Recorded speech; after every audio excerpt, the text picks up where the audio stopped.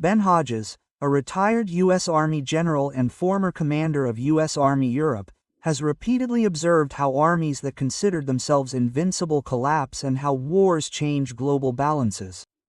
Today, Hodges speaks of Russia as he once did of the Soviet Union.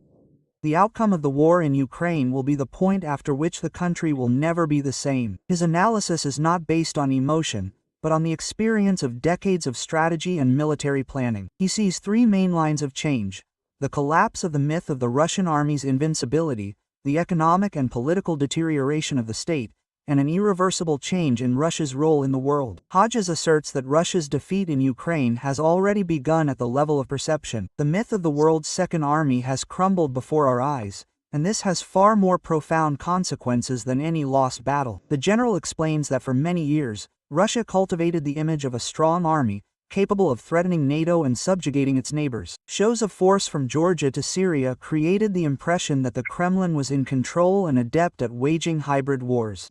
However, the invasion of Ukraine became a test that shattered this myth. From the first months of the war, it became clear: the Russian army was unprepared for modern warfare. Poor logistics, corrupt command, obsolete equipment, and intelligence failures shocked Western military analysts. Hodges compares this to the collapse of the myth of the Soviet Army's invincibility in Afghanistan. Empires begin to lose long before their capital falls. First, faith in their strength crumbles. By 2023-2024, this became clear. The Russian army was losing its ability to mount large-scale offensives, exhausting its reserves of equipment and ammunition, and was forced to resort to mobilization without sufficient training. Hodges emphasizes that each new wave of mobilization is a sign not of strength, but of desperation. Modern armies win not by numbers, but by quality and technology, and here Moscow is hopelessly lagging behind. He considers dispelling the aura of fear particularly important. Eastern European countries no longer see Russia as an invincible neighbor. Finland and Sweden are joining NATO, and Poland is building one of Europe's strongest militaries. Even China and India, traditionally cautious, are observing its failures and adjusting their attitudes. Moscow no longer appears an equal partner. Russia has exposed its weaknesses to the world. This has changed the strategic landscape far more than one war could have expected, says Hodges. Hodges warns, even if the Kremlin tries to project resilience, the war in Ukraine is already corroding the foundations of Russian statehood. The economy, the system of power, and public loyalty are under pressure Russia has never experienced before. General Ben Hodges emphasizes, modern war is not just a front and battles, it is a marathon of resources, technology, finances, and governance. Russia launched the invasion, counting on a quick victory and a short-term economic shock for the West. But the scenario of a protracted conflict, according to Hodges, is turning into a trap that is exhausting the Russian system itself. The economic blow began with sanctions. Moscow tried to minimize them, demonstrating resilience, but the numbers tell a different story. Technological imports have fallen sharply. Key industries, aviation, automotive, and mechanical engineering, are experiencing a shortage of components. Even the defense industry is forced to find workarounds, purchasing parts through third countries, which increases production costs and reduces the quality of weapons. Hodges notes that Russia's war economy is reminiscent of the late USSR. The state directs resources to the front, sacrificing civilian sectors, but is unable to restore the technological base. Short-term indicators, such as GDP growth due to military spending, conceal strategic unification. Quality of life is declining, dependence on raw material exports is increasing, and long-term investments are disappearing. Sanctions on energy resources are another blow. Europe, the main buyer of gas and oil, is sharply reduced imports. The Kremlin tried to turn to China and India, but is forced to sell at huge discounts. This means not only a loss of revenue, but also a reduced ability to finance the war in the long term. Hodges compares this to a slow amputation. The budget is seemingly filled due to current prices, but each new deal deprives Russia of leverage. Moreover, the logistics of supplies to Asia are more expensive, and projects for new pipelines require years and billions of investments, which are simply not available in war conditions. Russia wanted to use energy as a weapon, but found itself dependent on the mercy of Eastern buyers, the general states. Military spending is turning into a black hole. The Kremlin spends tens of billions of dollars on maintaining the front, mobilization, and compensation for the dead and wounded. This money is drained from social programs and infrastructure. Hodges emphasizes, wars that do not bring victory destroy the internal contract between the government and society. If initially the majority of Russians supported the invasion because they were confident of a quick victory, then a protracted conflict without clear goals and with constant losses gradually erodes support. Hodges believes that Russia's resource model is particularly dangerous because it is limited. Rising military spending amid stagnation in the civilian economy leads to inflation, a depreciating ruble, and a decline in purchasing power. Empires collapse when war becomes an endless burden for the population, and the promised victory never comes, he says. The political system also wears out. Power, based on the image of strength, faces an internal contradiction. It must simultaneously maintain the myth of control and acknowledge enormous losses. The regime is intensifying repression, but repression is no substitute for success. Hodges emphasizes that fear can hold society together, but it does not create enthusiasm or generate resources for a long war. Moreover, the elites are beginning to think about the future. Business losses, sanctions against influential figures, the isolation of children and capital abroad, all this is slowly eroding the monolith of power. So far, this has not led to open cracks, but the general reminds us. In Russian history, it is defeats in protracted wars. The Crimean, the Russo-Japanese War and Afghanistan have always been triggers for political crises. The demographic factor is another silent but deadly blow. Mobilization takes away able-bodied men. Many leave for abroad. The level of emigration of specialists is at a record high. War kills not only the people on the front lines but also the future of the economy, depriving the country of qualified personnel and pushing young people to flee. Hodges calls this the slow self-destruction of potential. The psychological cost of war is growing. Russia is accustomed to the cult of victory, but not to a long, grueling conflict without obvious triumph. Information propaganda can only sustain illusions up to a point. Constant mobilizations, death notices, and economic hardships gradually change the mood even among loyal sections of society. When myths collide with reality, disillusionment becomes the regime's most dangerous enemy, warns Hodges. The general's important conclusion: even if Russia holds onto some territory in Ukraine, the price of that hold could be devastating. The army is exhausted, the economy is deteriorating, and the political system is gripped by repression and fear. This combination is unsustainable in the long term. Hodges emphasizes that Russia's defeat in Ukraine is not only an internal catastrophe but also a tectonic shift in the global security system. The world no longer views Moscow as an invincible player. General Ben Hodges is convinced that the war in Ukraine marked the moment when the old architecture of fear that developed after the Cold War broke down. For decades, Russia relied on two pillars of influence: nuclear weapons and the image of the world's second-largest army. Now, both of these tools are in question. First, the decline of the aura of military power. Moscow wanted to demonstrate that it could quickly crush its neighbor, frighten Europe, and force the West to retreat. But the Ukrainian army, supported by its allies, managed to recapture Kyiv, disrupt the blitzkrieg, and inflict painful blows in the Kharkiv and Kherson regions. The West saw that the Russian army could be stopped. Hodges compares this to war: the United States, in Vietnam for America, or Afghanistan for the USSR. One lost blitzkrieg destroys a decade of built image. Even if Moscow continues to hold the front, it no longer appears invincible. Second, the failure of nuclear blackmail. Since the beginning of the war, the Kremlin regularly hinted at the possibility of using nuclear weapons, hoping to deter the West from helping Ukraine. But the reaction was the opposite. The United States, Europe, and its allies only increased arms supplies, while NATO strengthened its eastern flank. Hodges says, when the threat of a nuclear strike ceases to deter an adversary, the strategic balance changes forever. This is a signal not only for Europe, but also for China, Iran, and North Korea.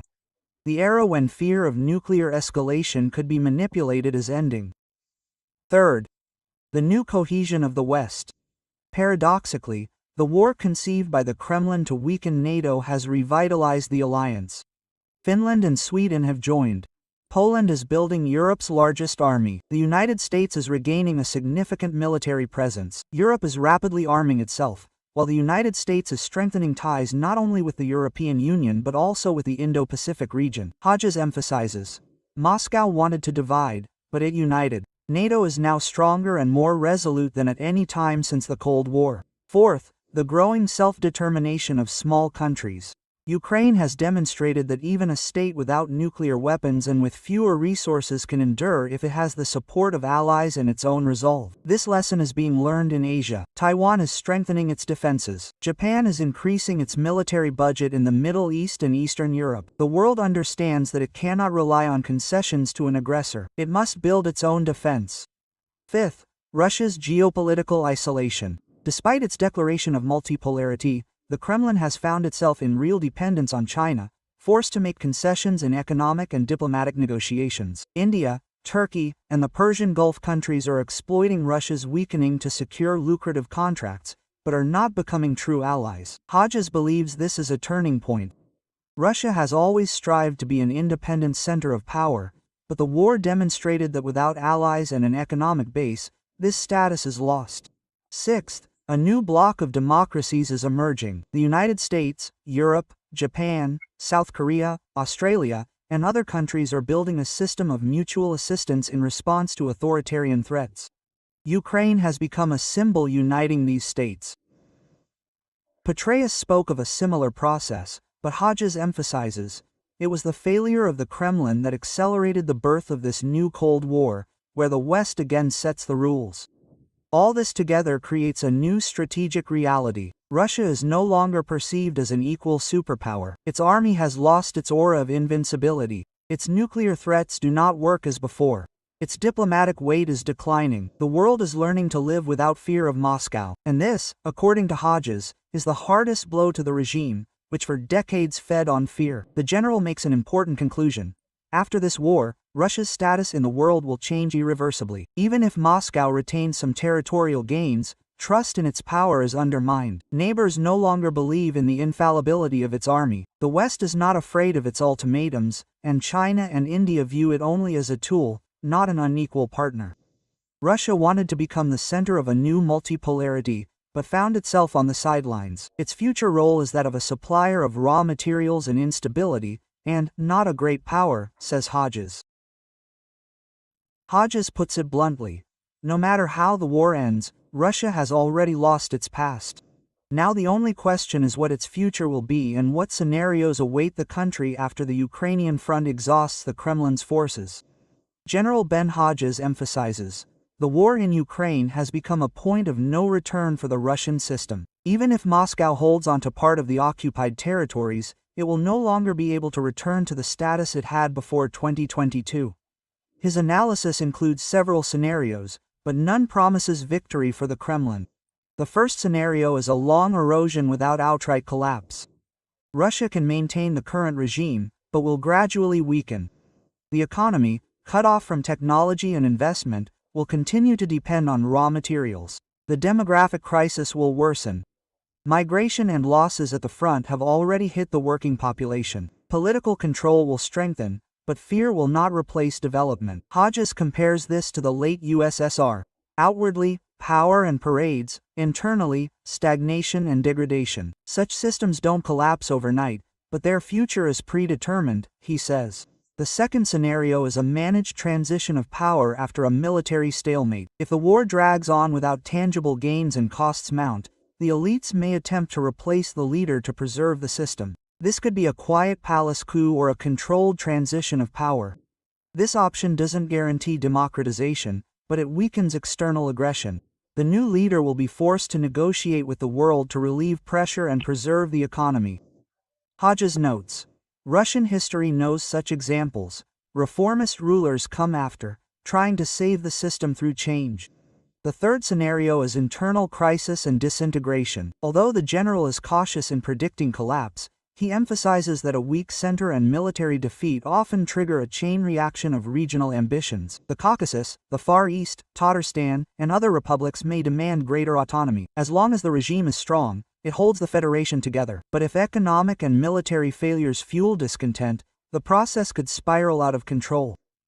Empires collapse slowly, then suddenly. We've seen this before, warns Hodges. The fourth scenario, a return to isolation and militarization. The Kremlin could try to close the country off, intensifying repression and embracing a besieged fortress ideology. This would delay the crisis, but accelerate technological and economic backwardness. Russia would then turn into a gigantic North Korea, nuclear but poor and dependent on China.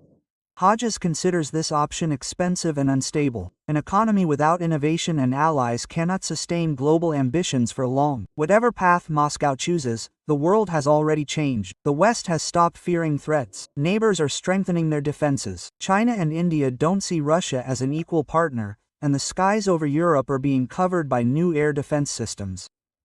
Even the Kremlin's allies understand that the old balance will not return. Hodges asserts, Russia has lost the most important thing, trust in its power. It can still threaten, but people are fearing it less and less. Quote, Ukraine's future is also critical. Hodges emphasizes that if Ukraine holds out, this will mark the final collapse of the myth of imperial restoration. The world will receive confirmation that collective support can stop aggression. If the conflict is frozen on the Kremlin's terms, Russia will attempt to recover and return to revanchism. However, the general is confident that even in this case, the outcome will not change the global trend. Moscow has lost its unique role and will not return to the status of an equal superpower. Hodges' main conclusion: the war has set in motion a process that the Kremlin will be unable to stop. The economy will deteriorate, the population will age and leave, the army will recover slowly, and fear of Moscow will fade. Russia is still capable of inflicting pain, but it is no longer capable of ruling the world through threats. Every day of war accelerates the end of the old empire. Russia will not collapse tomorrow, but it has already entered a corridor of irreversible change, the general says. For the rest of the world, this is a signal. The era in which Moscow dictated rules by force is over. Global security is now built not on concessions to an aggressor, but on uniting in the face of threats. For Russia itself, this is the beginning of a long search for a new identity and role, but one free of imperial illusions. This war isn't just about territory, Hodges concludes. It's about who Russia is and what place it will occupy